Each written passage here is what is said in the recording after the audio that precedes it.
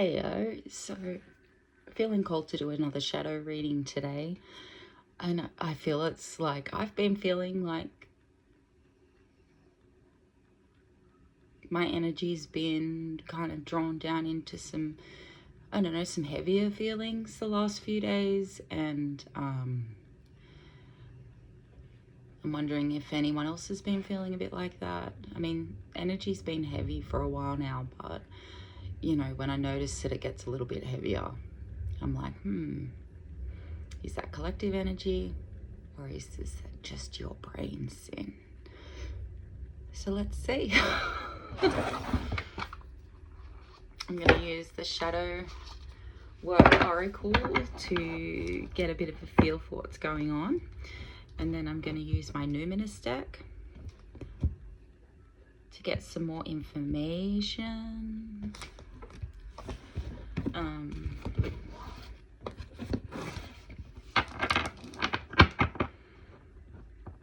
We've got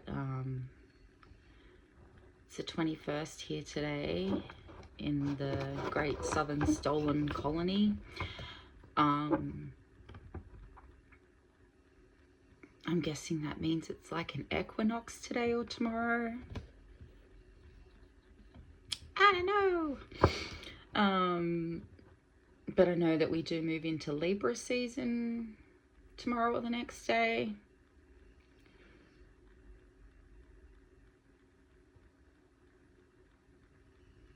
Yeah, that's right, Libra season.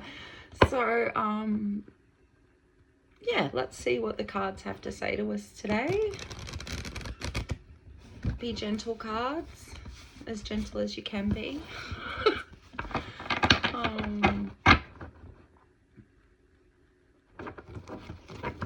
I kind of like doing this little journey with you lot, working through our shadows. I mean, shadows can be heavy. They generally are. But I think I've reached a point with my healing where I get excited to face them. So, yes, I know I'm weird.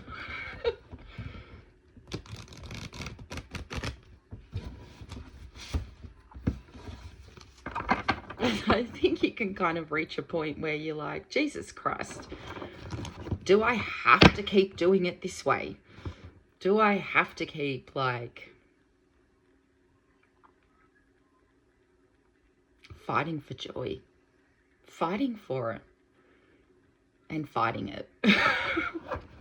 Let's not forget the fighting joy.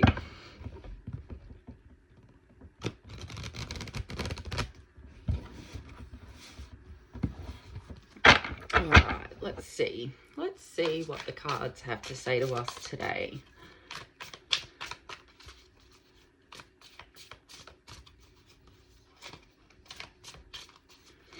What shadows do we need to look at the moment?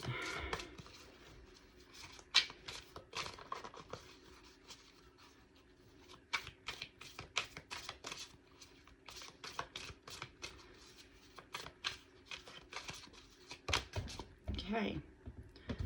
This is really interesting because I'd only posted a story, I think it was like 3 days ago, on Instagram, where I said I wanted to do a read on misuse of substances and things. So the fact that the addiction card has come out is really interesting. Says compulsive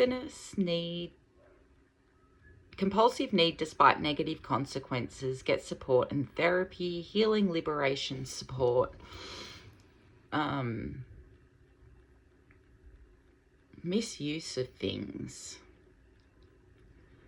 You know, we can misuse anything. Absolutely misuse anything.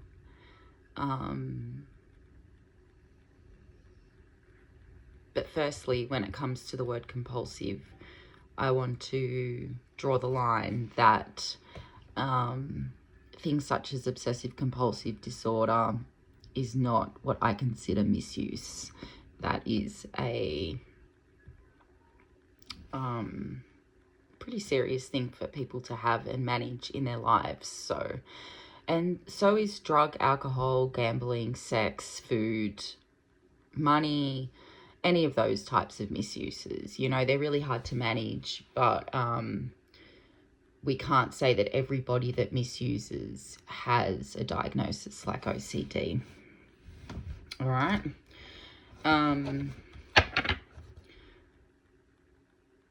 You've probably heard me mention it before, but this time 24 years ago, I was in rehab.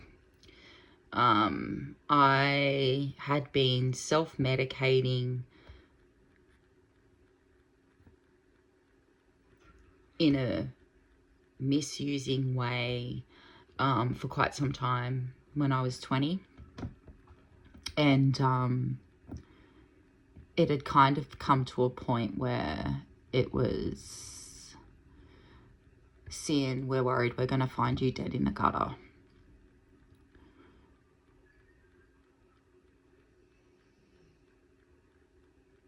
And something needed to change. So yeah, I did the whole rehab venture 24 years ago. And how my thinking around misuse has evolved a lot since then, from being taught abstinence at rehab to really learning the importance of harm reduction.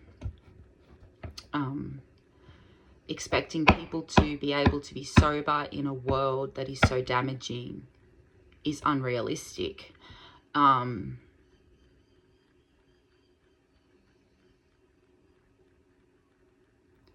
Expecting people that have complex trauma with dysregulated nervous systems to just suffer with their dysregulated nervous system, dysregulated brain, dysregulated everything, and asking them just to suffer and not have anything to numb them,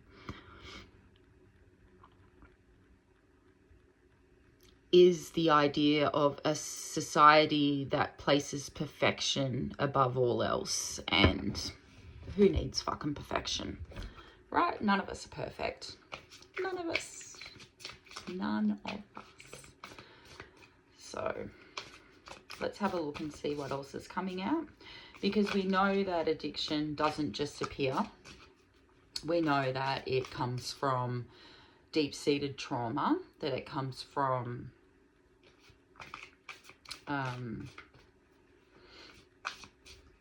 things that were definitely not within our control when we were younger, even when we were older.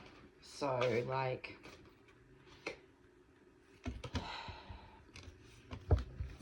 second card to come out is jumbled thoughts. And like I mentioned, dysregulation from trauma dysregulates your emotions, your nervous system, and your brain.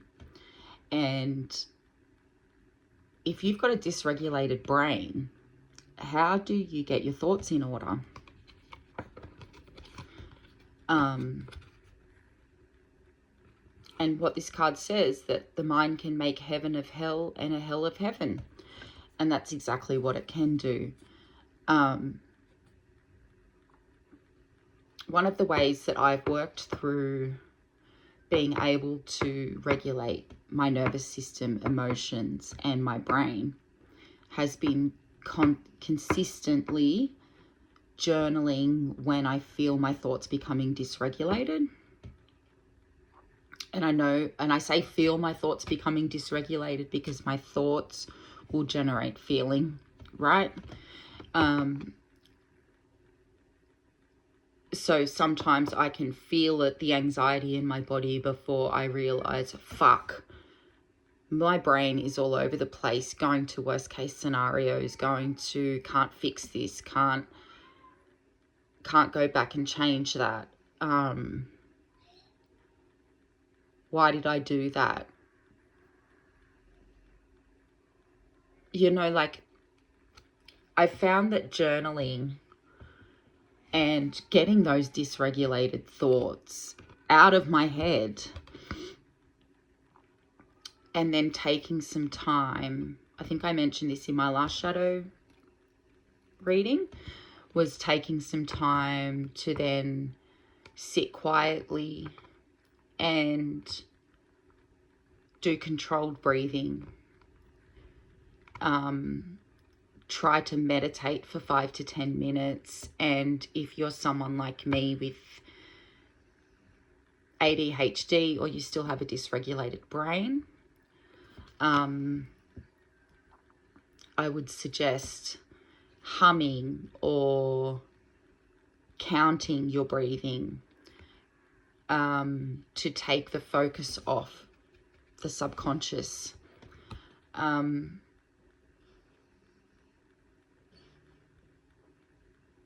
And to be very conscious of not using this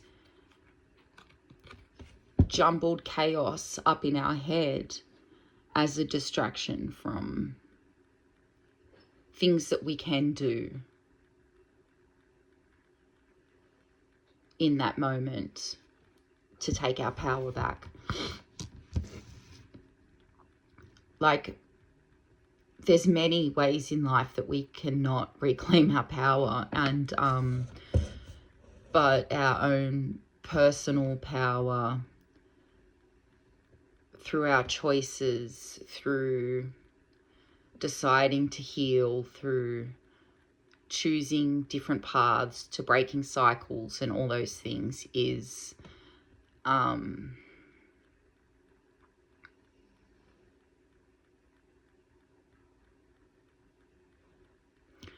takes courage and bravery, and it's scary because sometimes we can become so comfortable in the familiar of addiction, of dysregulation.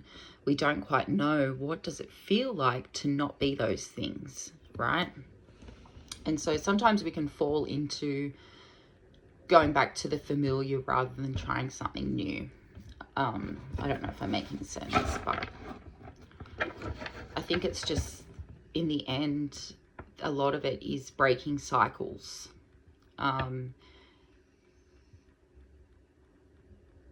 Learning to trust ourselves. And that is a really hard one. And I think it fluctuates, you know, even when you do start to develop inner trust, like, you will still like be like I can do personal readings for people and feel completely confident in the information that I'm giving them and get feedback that reaffirms that, right? But if I do a reading for myself that tells me, you know, this is what's going on that you can't see, I'm like, liar, liar, liar. But yeah, it's a wild ride. Shadow work is a wild ride. But, you know, jumbled thoughts can also come from when you're put in a situation where there's a lot of confusion. You know, that can really aggravate the whole jumbled thought things. And sometimes you just need a bit of space from that to be able to get all your thoughts in order and see things for what they are, you know.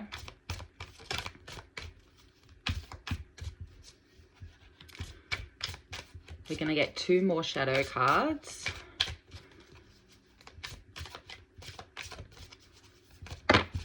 Okay. And there we go. It gave us 2 more. So let's see what they are.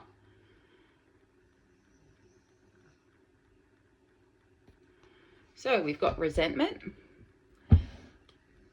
which automatically in my head, words from when I was in rehab 24 years ago, resentment rots the box it comes in.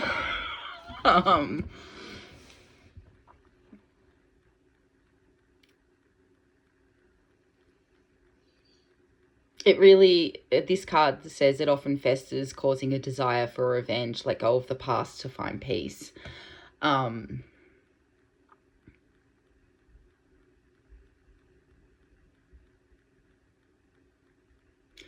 As an abolitionist, revenge is a funny thing for me, right?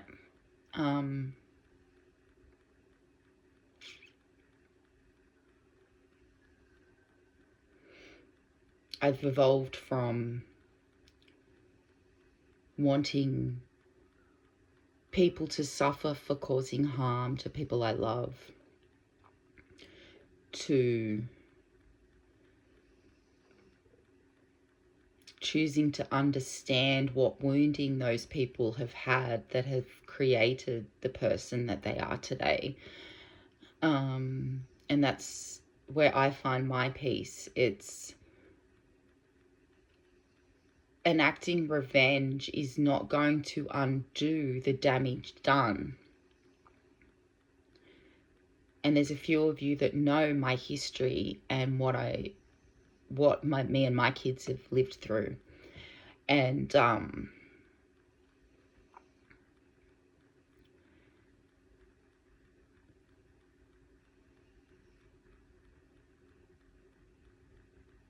it kind of brings me to a conversation I was actually having with another Indigenous person this morning, in fact, on Threads, in regards to abolition and the colonial justice systems, and the saying that comes from, I guess, colonial justice is revenge is best served cold.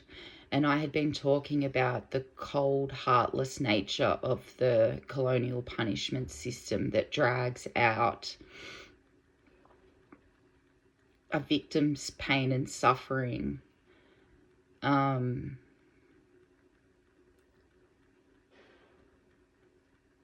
Really highlights shame points for the person that has caused the harm. And it's dragged out over years. Whereas in our cultures, we see it as it's a very different thing, right? So pre-colonization, a crime committed against a person wasn't a crime committed against society. It was a crime committed against a person and their kin. And that person and their kin should decide how accountability is played out.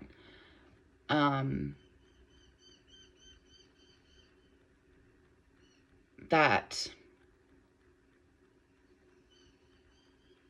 justice was served while passion was hot, allowing those feelings of trauma to not just sit there and manifest in horrible ways within our bodies, but rather be dealt with swiftly.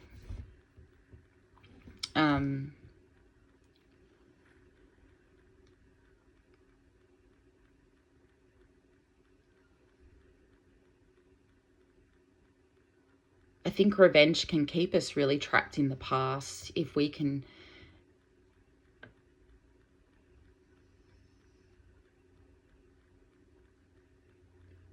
look at things in such a black and white way of good, bad, but when we refuse to see the shadow, grey area in between, we're missing so much of the information that what we deem as monsters are in fact people that were terribly traumatized as children, that never had the support they needed in order to feel safe, secure, and develop healthy ways of being, right?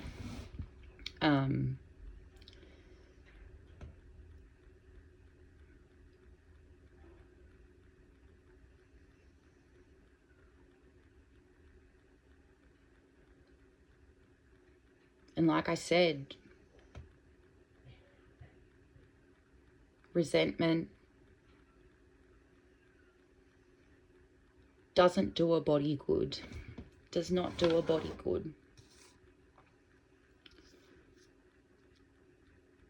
And sometimes we have resentment against ourselves for not showing up the way that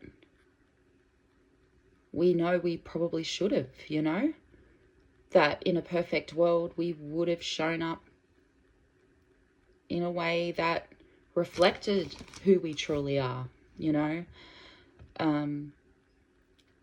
So, and I think a big part of what keeps us stuck in a cycle of misuse of substances and other things is all of this shame and guilt and all of these deep, heavy emotions that we've been taught to dislike and push away and not really want to sit and look at.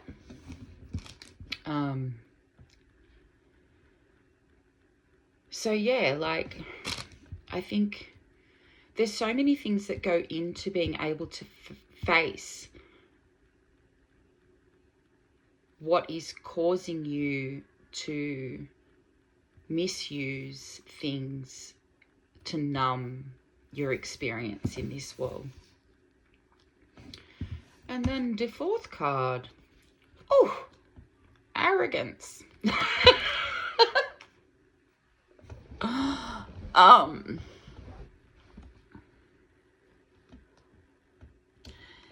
Being unable to see our own flaws keeps us stuck in our flaws. Not being able to accept other people's flaws keeps them stuck in your head, you know?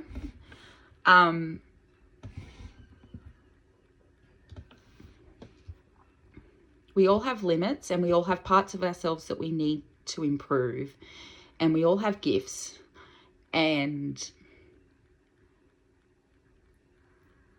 none of us are perfect. And it's funny because, again, I think a couple of days ago, maybe even yesterday, I posted about, you know, pedestals are for shorter people that can't reach the top cupboards, not for people to just be put on because you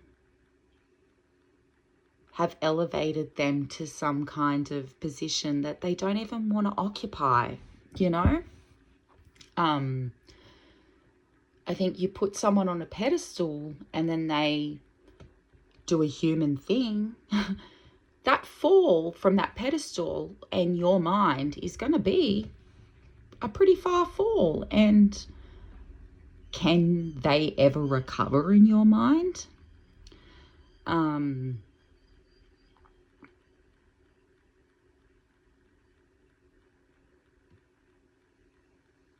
I think this then ties into addiction with, you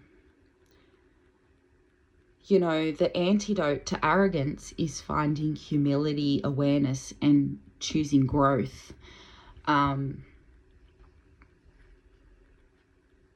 Part of arrogance within addiction and misuse is, I don't get addicted to things. I have control of this. Nothing controls me. I don't have a problem. And I mean, that's really wearing like a blindfold to why you're in this space in the first place, you know?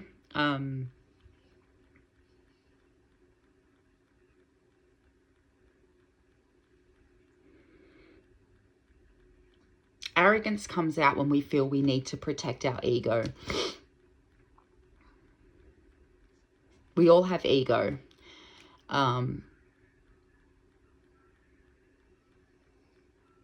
It takes a lot of work, and I'm still a work in progress with creating health, like having my ego in a healthy state.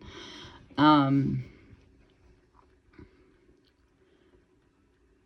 our ego will literally convince us to do the most destructive things to protect itself.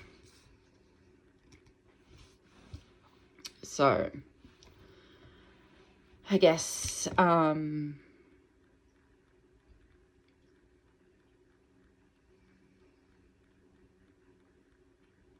wasn't planning on this to be about drug and alcohol misuse and other things, but clearly spirit and ancestors were like, oi, you said you were going to give yourself a couple of days to think about this, Sin. Well, it's been a couple of days. So So, I'm going to just check to see what card's on the bottom of the deck.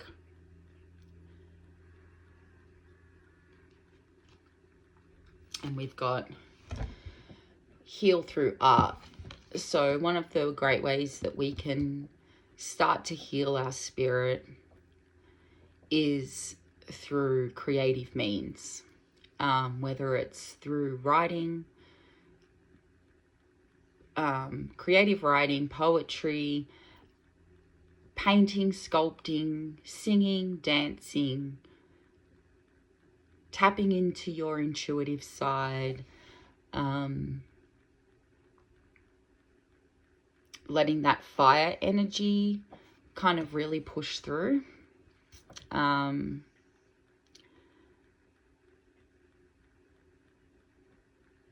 Letting those parts of you that you've hidden, maybe those parts of you from childhood that you put away a long time ago, maybe they need to come back out and have a visit. Like, I've been literally colouring in unicorn colouring books, and that's been really nice.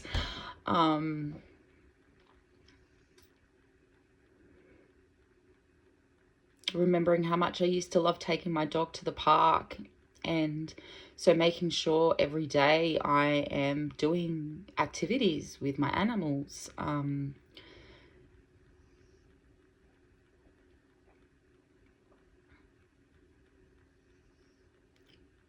Getting myself on here to do readings for the collective, and building that trust in myself. It's all been very, very healing to start to pour into my own cup, and ensure that my cup is full and that I'm only giving from what's overflowing. So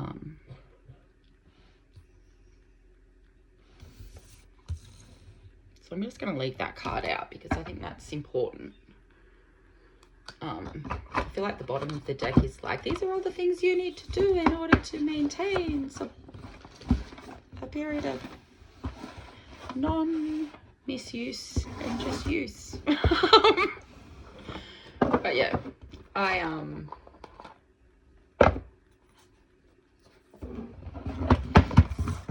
you're never gonna hear me now talk about sobriety or getting clean like we were dirty before. I don't know about you, but I know plenty of people that misuse, that are, you know, executives that are not unclean looking people. And I think when we talk clean, we are letting people bring this image into their head of the downtrodden,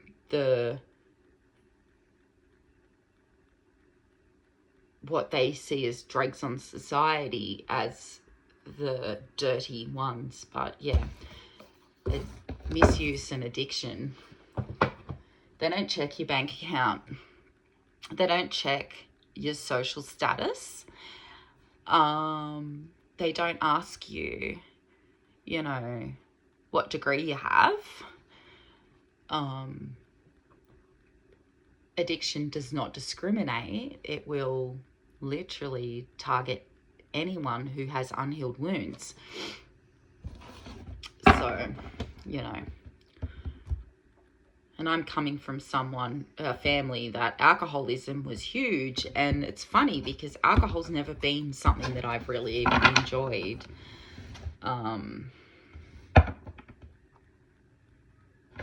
But yeah, let's see if we can get some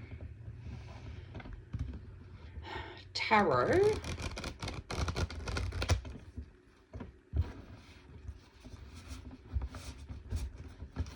to get any like advice or anything for anyone moving through this cycle in their life.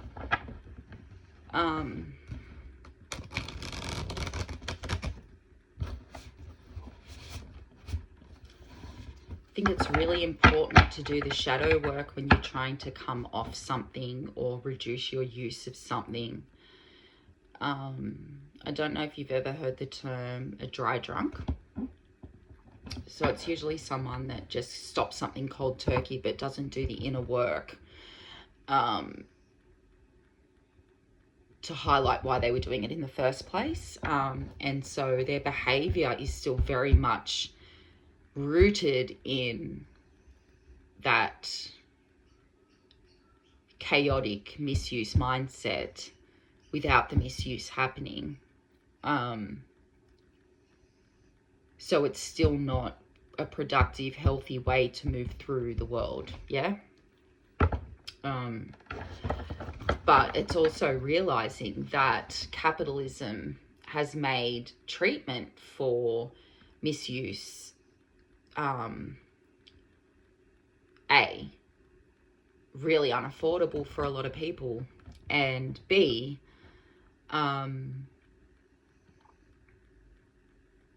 abstinence or bust. And there are some programs that have moved more into a harm reduction phase because they realize abstinence isn't for everybody. And I think that's a really important thing to note, is that abstinence is not for everybody.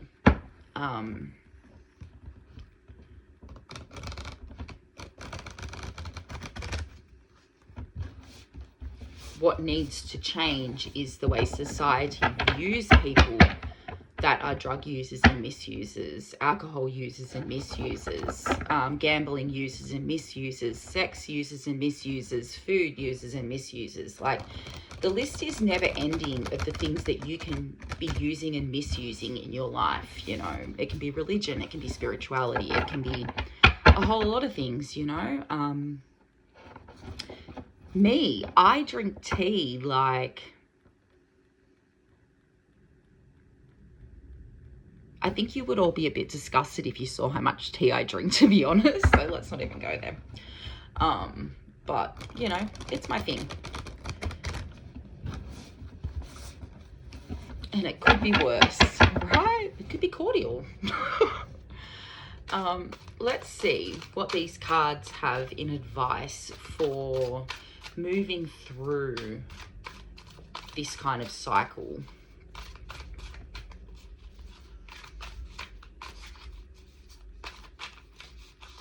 I'm not going to be surprised at all if the shadow card comes out.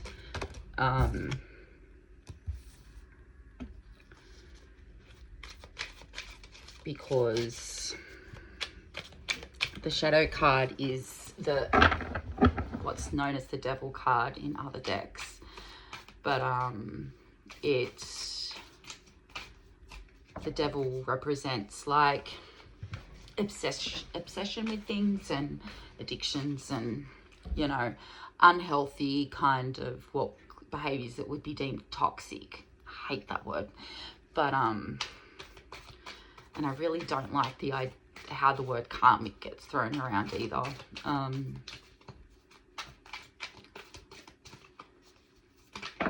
right.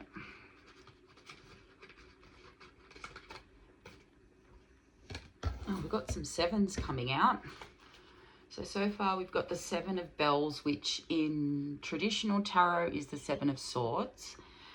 We've got the Seven of Vials, which in traditional tarot is the Seven of Cups.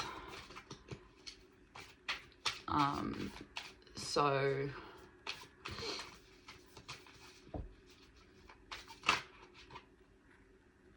we've got the Four of Bells, which is the Four of Swords.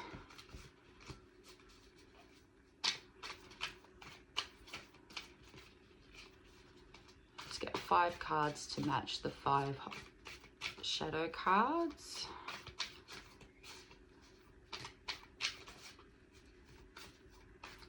But already we're seeing like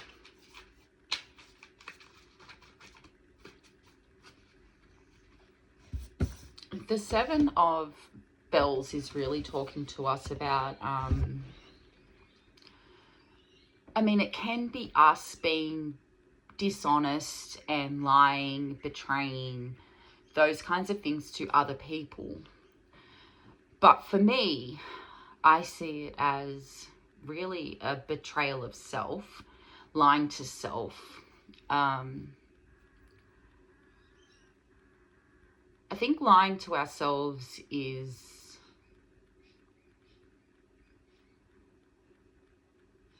the ultimate rejection of self-love, because it's us not accepting parts of ourselves and accepting that everybody has parts that they don't particularly put out there and feel proud of, right?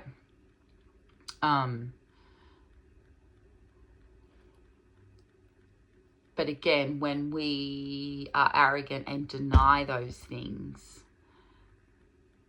we hurt ourselves. We create regret. We create more reasons to keep misusing, right? And then the Seven of Cups is saying, you know, it's about making different choices. That in life you have a lot of choices, and sometimes those choices aren't going to be good for us. That there can be a level of confusion when it comes to making choices around, well, what is good for me? But you can see, like, each of these cups represented in this card have different things in them, and it's like she's looking in a shop window and she's like, which choice should I make? The Four of Bells or Four of Swords is saying healing, taking time out to heal. You don't have to make your whole existence about healing, but it's time to make some of your existence about healing, you know. Healing enables us to see things from a different perspective, enables us to see parts of ourselves in different ways, how we interact with other people in different ways. But ultimately healing ourselves heals the world, right? Us healing ourselves adds to the collective consciousness of healing. All right, 2 more cards.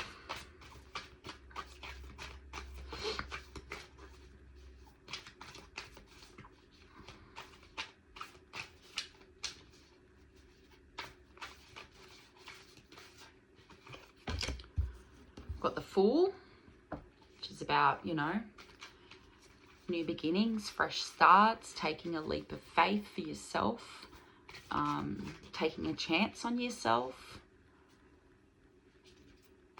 The beginning of the Fool's journey, you know, that journey into finding self. Because sometimes a big part of why we get stuck in addiction is we don't even know who the fuck we are, you know? We don't know who we are. So that journey to finding self is so important, right? And it doesn't all come at once. It's through trying new things and learning, well, hey, I actually do like this. I don't like that. You know, I've done this all my life, but actually, no, this doesn't suit me anymore. Or, well, I've never tried this before, but wow, this is actually exactly what I needed, you know? So the next 2 cards we've got are the Dreamer of Vials and the Explorer of Bells. Okay, so the Dreamer of Vials in a normal tarot deck would be the Page of Cups. So the fact that it's come underneath the Healing Through Art, it's really talking about giving yourself little acts of love and care, reminding yourself that you are loved, that love is your birthright.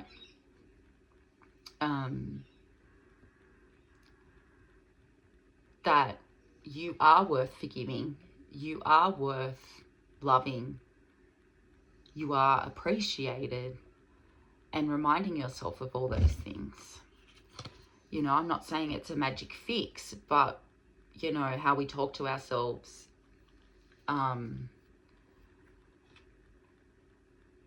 is a healing elixir, you know?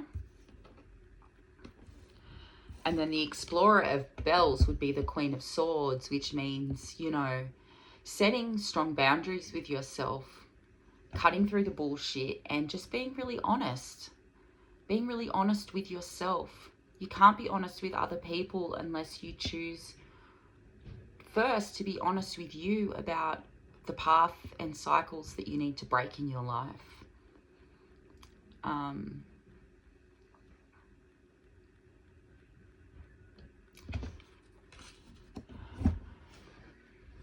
I think for anyone out there that is battling with misusing anything, you're not a failure. You're not failing. Society has failed us in lots of ways. You were failed in your childhood because your parents were failed by society in lots of ways.